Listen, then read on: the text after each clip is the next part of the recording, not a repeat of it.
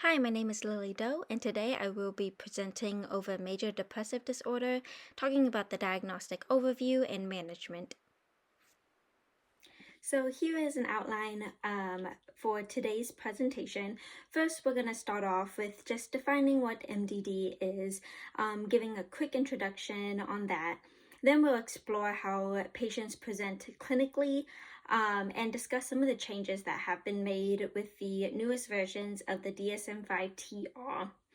And then we'll discuss different types of treatment options, how to approach a patient who's presenting to you with suspicions of major depressive disorder, and wrap everything up with a case study.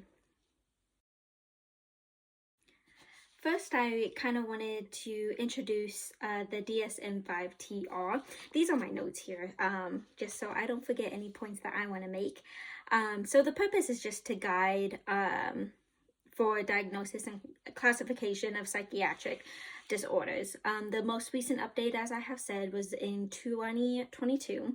And it's important for clinicians and any providers in order to provide some clarification and some very important education for patients and their families as they're presenting to the clinic and to kind of hone in on a diagnosis. So, major depressive disorder is a debilitating mood disorder characterized by persistent sadness, loss of interest in activities, and impaired functioning, with a prevalence of approximately 7% among US adults annually. Major depressive disorder is significantly affecting individuals' quality of life, increasing the risk of comorbid conditions such as anxiety and cardiovascular disease. Major depressive disorder kind of impacts patients both physically, emotionally, spiritually, socially, and it's often a leading cause to significant disability for many patients. Recognizing and treating it early is crucial to improving the quality of life for patients. To diagnose a patient with major depressive disorder, according to the DSM-5-TR, it requires at least 5 of the 9 specific symptoms to be present for a minimum of 2 weeks. Some key symptoms include a depressed mood, diminished interest or pleasure, significant changes in weight or appetite, sleep disturbances, thoughts of suicide. The symptoms must cause significant distress or impairment and not be attributable to other medical or substance-related conditions. So it's very important to do a full workup on patients, finding any comorbid conditions, kind of ruling out and ruling in different diagnoses in order to provide the most adequate care and be able to provide the best treatment plan for your patients. It's not just about feeling sad occasionally, but having a consistent and debilitating set of symptoms for these patients who are diagnosed with major depressive disorders. As far as clinical presentations go, patients may present with a wide range of symptoms. Common emotional symptoms include sadness, feelings of worthlessness and hopelessness. Physically, patients could feel such significant fatigue, lack of energy, sleep disturbances from insomnia, or even changes in appetite, where either patients are kind of binge eating all the time or maybe not eating at all. Cognitively, they might have difficulty concentrating or making decisions. And as you can imagine, this can then affect their work academically, especially for younger populations, children, adolescents, young adults, as they're going through high school or college and having this difficult time being able to kind of move forward academically, and you can imagine how it impacts their lives. Presentations can vary depending on the population. For instance, children may show irritability rather than sadness. while elderly patients may focus on somatic complaints like chronic pain or chronic fatigue. Now, with the addition of the DSM-5 published in 2022, it introduced several key updates. First, it added cultural considerations to help clinicians understand how major depressive disorder might present differently in diverse populations. It kind of opens up the conversations for clinicians to explore more on the patient's living style, their beliefs, what kind of motivates them, what influences them, how their culture takes an impact on how they live their day-to-day lives. Prolonged grief disorder was added to the criteria as a distinct and separate diagnosis, helping differentiate grief from major depressive disorder. Specifiers, like those for anxious distress or melancholic features, were clarified to better tailor treatment and therapy sessions as well. These updates aim to improve overall diagnostic accuracy and patient care. Now, when it comes to treatment approaches, something that is very important to remember is that one shoe does not fit all. One treatment plan may work for one patient that presents with major depressive disorder, but can be completely different from another patient presenting with major depressive disorder.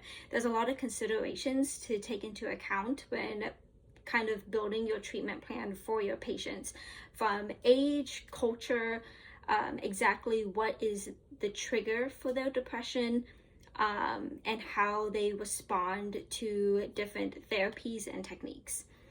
The treatment for major depressive disorder is very multifaceted, often combining psychotherapy with pharmacotherapy and lifestyle changes. Psychotherapy, such as cognitive behavioral therapy or interpersonal therapy, is highly effective, especially for mild to moderate depression. For pharmacotherapies, some of the first-line drugs are SSRIs, like fluoxetine or sertraline, and some alternatives are SNRIs, such as bupropion, may be used for patients with very specific set of symptoms. And each class of drugs have their own side effect profile. So it's very important to have follow-ups with your patients who are exploring the pharmacotherapy options. Particularly with SSRIs, it's very important to educate your patients on what they could possibly feel when starting this medication. It's important to kind of be consistent and compliant with your medication due to the side effects that could occur, such as suicidal ideations, and informing patients that if those thoughts ever occur, to immediately contact you, to think of a different treatment plan for them. Not every medication will work for every patient. It's important to also remind them that it could take months for the medication to take full effect, because oftentimes with patients who present with major depressive disorder and are prescribed SSRIs, they are unaware that it does take months for the medication to take its full effect. Sometimes you can feel worse before feeling better. It's important to educate them so that way they can prepare themselves and understand that I may feel this right now, but it could be beneficial if I give it a couple more weeks. Again, it's the patient's choice if they want to continue on with this treatment plan. So you just have to talk to them, build a good rapport, have follow-up visits, and see what works and what doesn't work, why and why not. In severe or treatment-resistant cases, sometimes electroconvulsive therapy may be considered as an option for major depressive disorder. This would not be your first-line treatment option. Again, it's for treatment-resistant cases. Additionally, lifestyle modifications like regular exercise and sleep hygiene can play a very vital role when managing symptoms. It does take a team. So for younger adults and adolescents, it's important to also bring family into the conversation when it involves a treatment plan for a patient presenting with major depressive disorder. So here is a very small case study to kind of go through real quick, just to kind of break it down and see how to approach a patient who presents with symptoms of major depressive disorder. So 35-year-old female presents with persistent low mood, fatigue, and difficulty in concentration for 3 weeks. She reports social withdrawal and thoughts of hopelessness, but denies active suicidal intent. So how do her symptoms meet DSM-5-TR criteria, and what treatment options might you consider?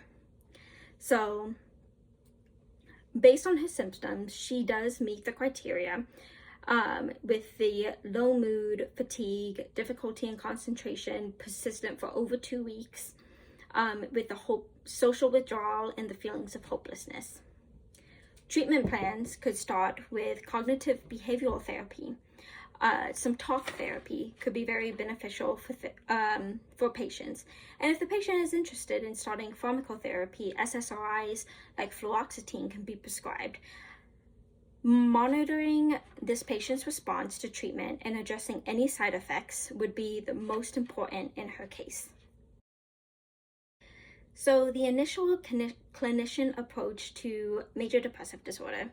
When patient presents with symptoms of depression, the first step is taking a very thorough history to understand the full clinical picture. Ask about the onset, the duration, severity of the symptoms, as well as the impact on daily functioning. So for the patient that we've had in our last case, how has it been affecting her? How does she feel? Does she kind of feel like she wants to get better? And questions like that. You want to screen for any associated symptoms like sleep disturbances, appetite changes, and a very important question and something to assess is suicidal thoughts. Is the patient presenting any type of potential danger to herself or others? Is a very important thing to assess. So that way you can make sure that the patient is always safe. A focus history should also always be included. So does the patient have any past psychiatric history?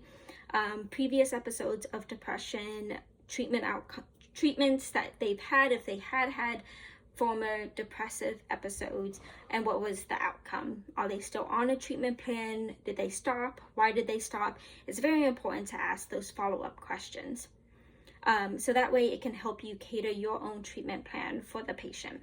You want to know about the patient's medical history as well. To rule out any other causes of depressive episodes. One of the most common things to kind of ask about or to see if the patient has gotten tested recently is their thyroid function, because your thyroid levels can play a big role in how you feel emotionally. Social history, identifying any stressors, such as any familial issues, financial issues, relationship problems, or substance use. If you are talking with a child or adolescent who is presenting with major depressive disorder, it is important to let the child know that what they say is confidential and that it is a safe place to share. So sometimes if parents are okay with it, to kind of separate parents and the child and ask the child questions one-on-one, especially when it comes to questions such as substance use disorder, knowing what they take, how frequently, why. Sometimes they may feel more comfortable disclosing that when the parent is not in the room. And then you want to take a thorough family history as well. Has there been a history of mom or dad or anybody else in the family who has had depression? Did they get treatment for it? What was the outcome for them? And have they had the initial conversation of what depression is?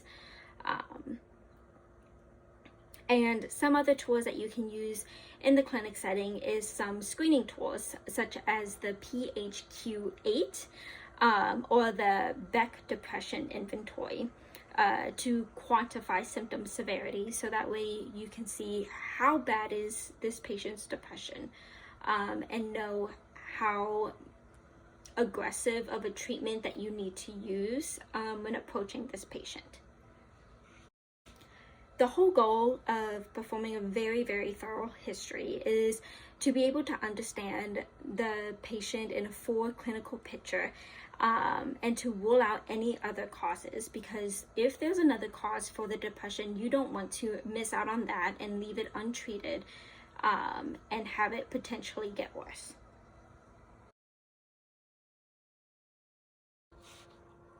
Now, I've talked about how you want to rule out other causes of major depressive disorders. It's essential to kind of have a differential list of other conditions with similar presentations to avoid misdiagnosis. So there are some mood disorders, medical conditions, substance-induced conditions, other psychiatric disorders that could present with about similar symptoms to major depressive disorder. And it's important to kind of be able to take it step by step and see where the patient lies on diagnostic criteria. Some mood disorders that could be a differential diagnosis would be persistent depressive disorder, dysthymia, some medical condition, as I've mentioned, with a thyroid, hypothyroidism. Anemia could also present with depressive disorders.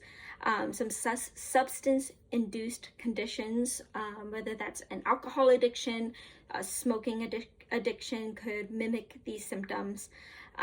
The key takeaway is that detailed clinical history. A detailed physical exam. The physical exam is again to see, is the patient presenting a danger to themselves? Is there self-harm involved that they're not disclosing? And being able to assess and address that.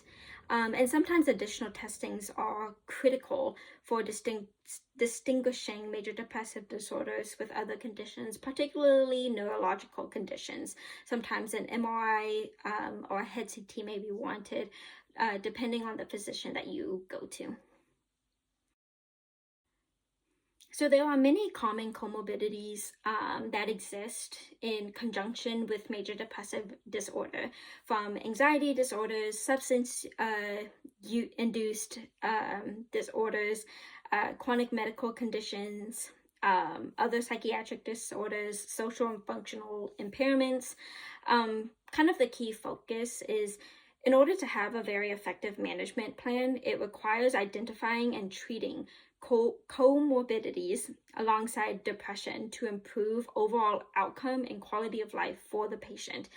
The goal is to have the patient be able to go out to social function and enjoy their life, to not have those feelings of hopelessness, and to kind of show that there is more to this life than what they are experiencing, and being able to improve that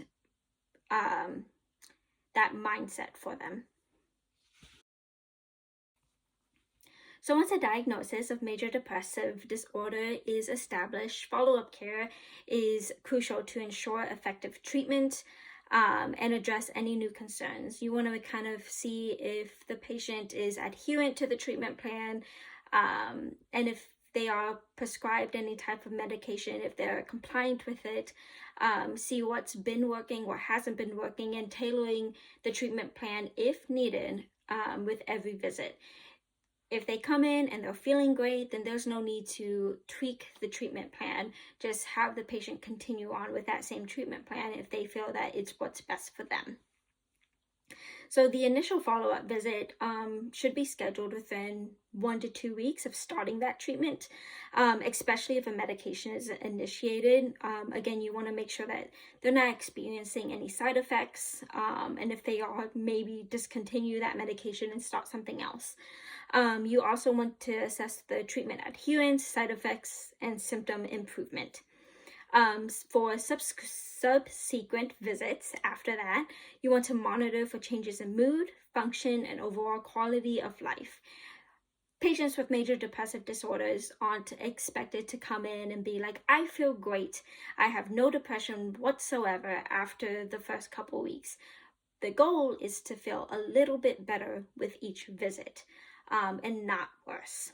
reassess using the same screening tools that you did at the initial visit, whether that's the PHQ-9 or the Beck's depression test, to kind of track the progress and being able to quantify the severity of symptoms and to see those numbers and see if there is actually an improvement.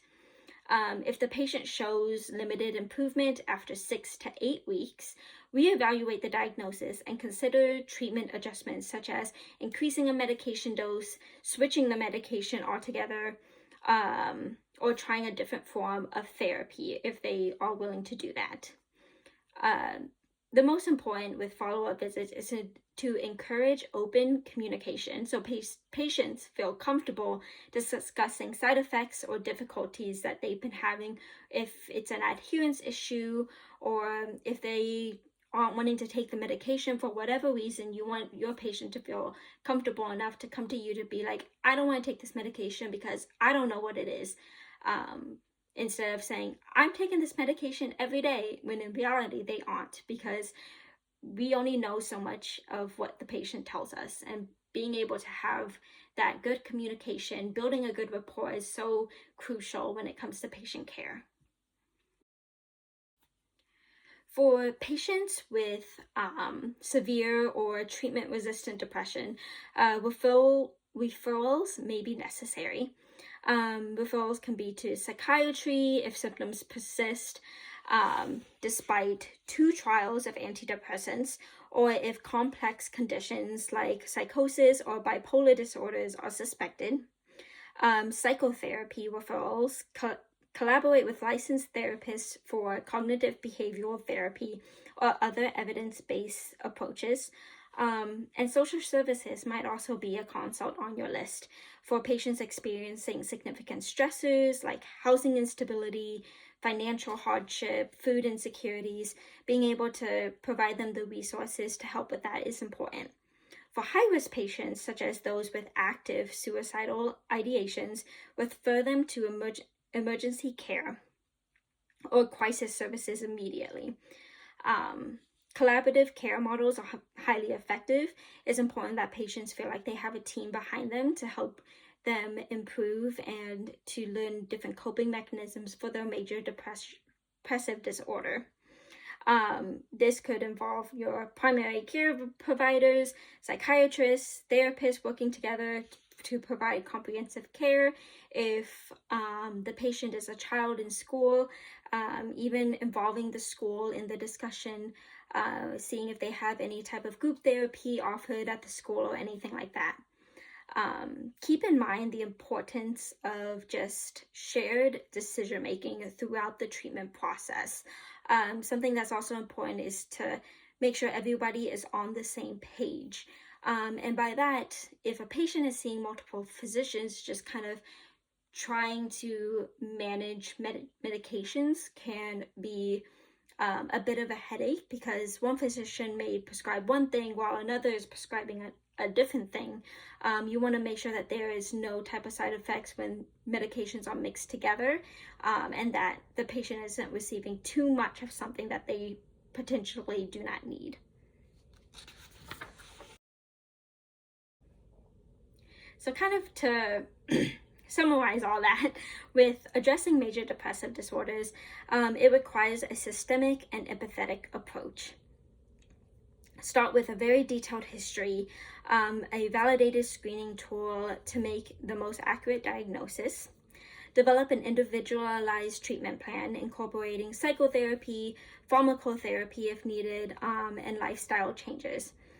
You want to ensure regular follow-ups with your patient to monitor progress, adjust the treatment if needed, and to provide a support system for your patient. Use referrals and collaborative care if you need it for more complex cases or when specialized interventions are needed. The goal is to not only reduce the symptoms, but also to improve the patient's overall functioning and their quality of life. So to kind of wrap things up, major depressive disorder is a very complex and debilitating disorder that affects millions of people around the world.